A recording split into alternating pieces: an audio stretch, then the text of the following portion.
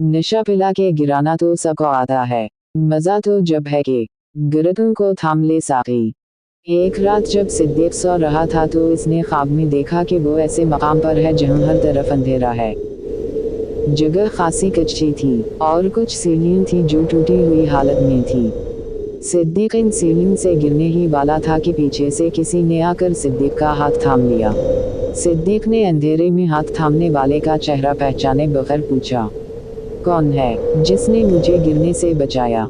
जवाब मिला, मैं आपकी बीवी रोशनी। सिद्दीक चौंका, रोशनी, तुम आ गई। रोशनी बोली, आप गिर रहे थे, मैं कैसी ना आती। इतने में सिद्दीक की आंख खुल गई। यह वो पहला ख्वाब था जिसमें उसने रोशनी को अपनी बीवी के रूप में अपने पास महसूस किया था। ख्वाब खत्म हो चुका था, मगर इस ख्वाब की मिठास और रोशनी की वो झलक सिद्दीक के दिल में अभी तक बाकी थी। मोहब्बत की नज़र वो है कि जो दिल में जगह पाए। मोहब्बत हो अगर सच्ची तो पत्थर मोम हो जाए। मोहब्बत ने उन अलहक के जहां में गीत सुनवाए। मोहब्बत ही से इंसान सरमदू मंसूर कहलाए।